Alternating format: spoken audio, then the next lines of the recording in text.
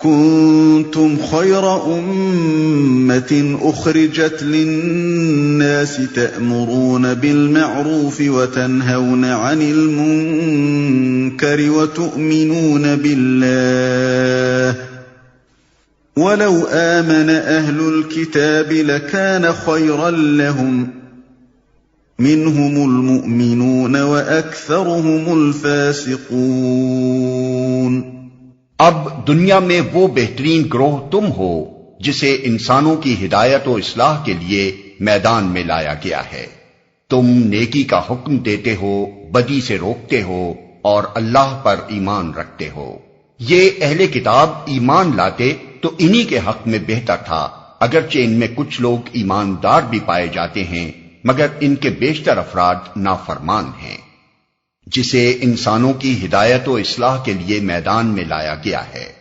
یہ وہی مضمون ہے جو سورہ بقرہ کے 17ویں رکوع میں بیان ہو چکا ہے۔ نبی عربی صلی اللہ علیہ وسلم کے متبعین کو بتایا جا رہا ہے کہ دنیا کی امامت و رہنمائی کے جس منصب سے بنی اسرائیل اپنی نااہلی کے باعث معزول کیے جا چکے ہیں، اس پر اب تم مامور کیے گئے ہو، اس لیے کہ اخلاق و اعمال کے لحاظ سے اب تم دنیا میں سب سے بہتر انسانی گروہ بن گئے ہو، اور تم میں وہ صفات پیدا ہو گئی ہیں جو امامت عادلہ کے لیے ضروری ہیں، یعنی نیکی کو قائم کرنے اور بدی کو مٹانے کا جذبہ و عمل، اور اللہ وحدہ لا شریک کو اعتقاداً و عملاً اپنا الہ اور رب تسلیم کرنا۔ لہذا اب یہ کام تمہارے سپرد کیا گیا ہے، اور تمہیں لازم ہے کہ اپنی ذمہ داریوں کو سمجھو اور ان غلطیوں سے بچو جو تمہارے پیش رو کر چکے ہیں۔ یہ اہل کتاب ایمان لاتے، یہاں اہل کتاب سے مراد بنی اسرائیل ہیں۔ لن يضروكم إلا أذى وإن يقاتلوكم يولوكم الأدبار ثم لا ينصرون۔ یہ تمہارا کچھ بگاڑ نہیں سکتے، زیادہ سے زیادہ بس کچھ ستا سکتے ہیں۔ اگر یہ تم سے لڑیں گے تو مقابلے میں پیٹھ دکھائیں گے، پھر ایسے بے بس ہوں گے کہ کہیں سے ان کو مدد نہ ملے گی۔ ضربت عليهم الذلة أينما ثقفوا إلا بحبل من الله وحبل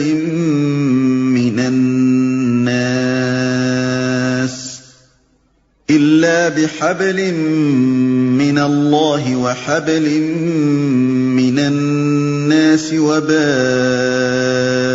بغضب من الله وضربت عليهم المسكنة ذلك بأنهم كانوا يكفرون بآيات الله ويقتلون الأنبياء بغير حق ذلك بما عصوا وكانوا يعتدون۔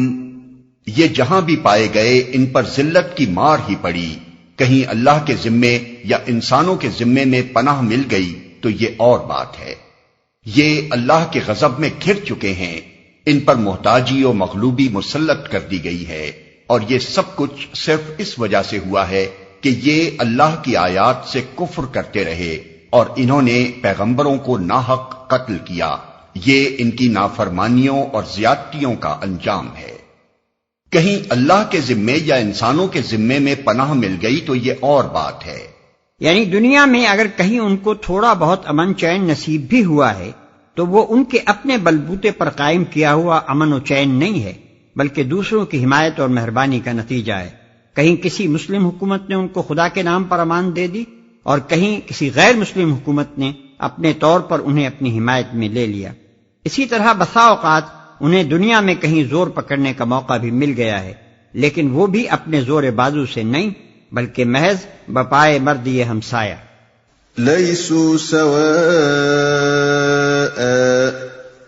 من اہل الكتاب امة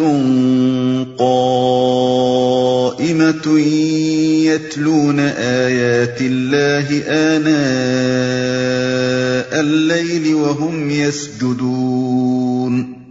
مگر سارے اہل کتاب یکساں نہیں ہیں، ان میں کچھ لوگ ایسے بھی ہیں جو راہ راست پر قائم ہیں، راتوں کو اللہ کی آیات پڑھتے ہیں اور اس کے آگے سجدہ ریز ہوتے ہیں۔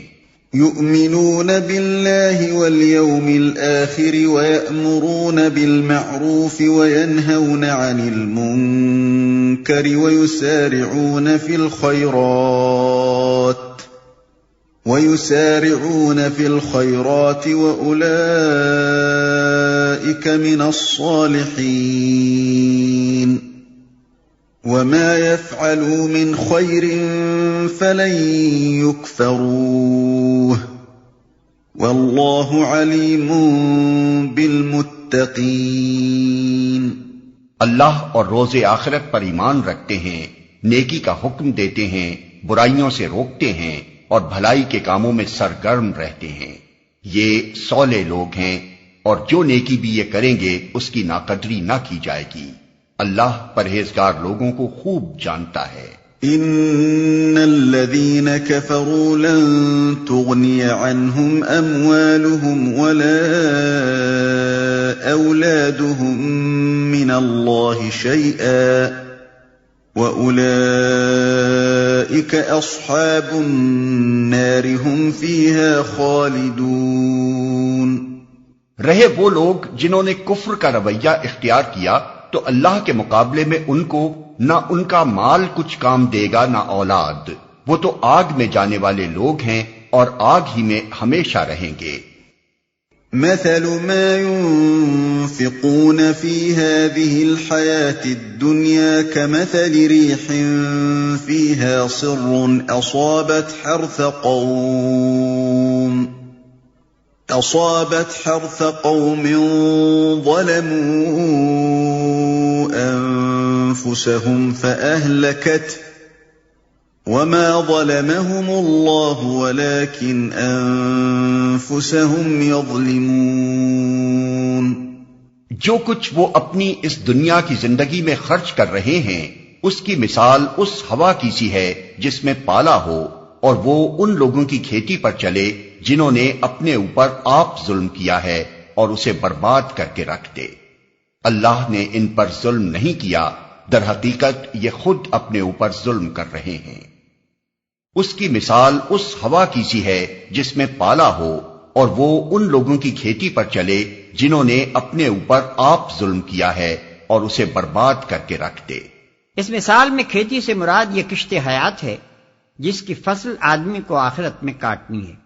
ہوا سے مراد وہ اوپری جذبہ خیر ہے جس کے بنا پر کفار رفاع عام کے کاموں اور خیرات وغیرہ میں دولت صرف کرتے ہیں، اور پالے سے مراد صحیح ایمان اور ضابطۂ خداوندی کی پیروی کا فقدان ہے جس کی وجہ سے ان کی پوری زندگی غلط ہو کر رہ گئی ہے۔ اللہ تعالیٰ اس تمثیل سے یہ بتانا چاہتا ہے کہ جس طرح ہوا کھیتیوں کی پرورش کے لیے مفید ہے، لیکن اگر اسی ہوا میں پالا ہو تو وہ کھیتی کو پرورش کرنے کے بجائے اسے تباہ کر ڈالتی ہے، اسی طرح خیرات بھی اگرچہ انسان کے مزرعہ آخرت کو پرورش کرنے والی چیز ہے، مگر جب اس کے اندر کفر کا زہر ملا ہوا ہو تو یہی خیرات مفید ہونے کے بجائے الٹی مہلک بن جاتی ہے۔ ظاہر ہے کہ انسان کا مالک اللہ ہے، اور اس مال کا مالک بھی اللہ ہی ہے جس میں انسان تصرف کر رہا ہے، اور یہ مملکت بھی اللہ ہی کی ہے جس کے اندر رہ کر انسان کام کر رہا ہے۔ اب اگر اللہ کا یہ غلام اپنے مالک کے اقتدار اعلیٰ کو تسلیم نہیں کرتا یا اس کی بندگی کے ساتھ کسی اور کی ناجائز بندگی بھی شریک کرتا ہے اور اللہ کے مال اور اس کی مملکت میں تصرف کرتے ہوئے اس کے قانون و ضابطے کی اطاعت نہیں کرتا تو اس کے یہ تمام تصرفات از سرتاپا جرم بن جاتے ہیں۔ اجر ملنا کیسا؟ وہ تو اس کا مستحق ہے کہ ان تمام حرکات کے لیے اس پر فوجداری کا مقدمہ قائم کیا جائے۔ اس کی خیرات کی مثال ایسی ہے جیسے ایک نوکر اپنے آقا کی اجازت کے بغیر اس کا خزانہ کھولے اور جہاں جہاں اپنی دانش میں مناسب سمجھے خرچ کر ڈالے۔ یا ایھا الذین آمنوا لا تتخذوا بطانة من دونکم لا یألونکم خبالا ودوا ما عنتم قد بدت البغضاء من أفواههم وما تخفي صدورهم أكبر قد بينا لكم الآيات إن كنتم تعقلون۔ اے لوگو جو ایمان لائے ہو، اپنی جماعت کے لوگوں کے سوا دوسروں کو اپنا رازدار نہ بناؤ، وہ تمہاری خرابی کے کسی موقع سے فائدہ اٹھانے میں نہیں چوکتے۔ تمہیں جس چیز سے نقصان پہنچے وہی ان کو محبوب ہے، ان کے دل کا بغض ان کے منہ سے نکلا پڑتا ہے، اور جو کچھ وہ اپنے سینوں میں چھپائے ہوئے ہیں وہ اس سے شدید تر ہے۔ ہم نے تمہیں صاف صاف ہدایات دے دی ہیں، اگر تم عقل رکھتے ہو تو ان سے تعلق رکھنے میں احتیاط برتو گے، وہ تمہاری خرابی کے کسی موقع سے فائدہ اٹھانے میں نہیں چوکتے۔ مدینے کے اطراف میں جو یہودی آباد تھے ان کے ساتھ اوس اور خزرج کے لوگوں کی قدیم زمانے سے دوستی چلی آتی تھی۔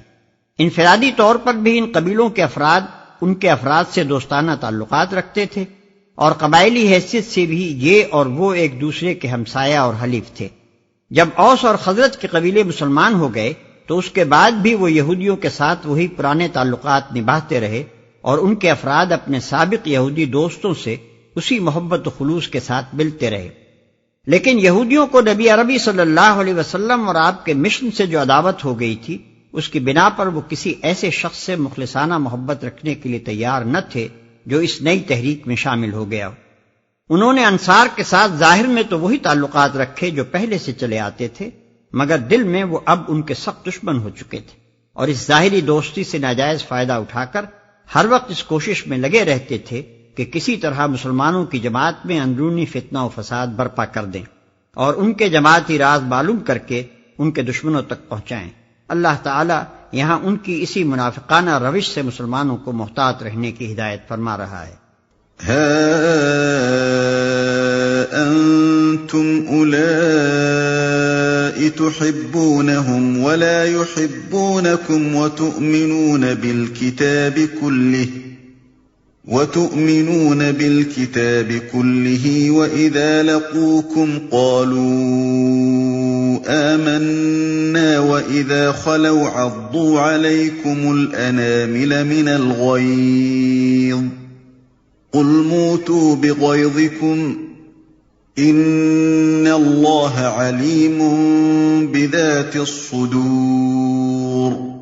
تم ان سے محبت رکھتے ہو مگر وہ تم سے محبت نہیں رکھتے، حالانکہ تم تمام کتب آسمانی کو مانتے ہو۔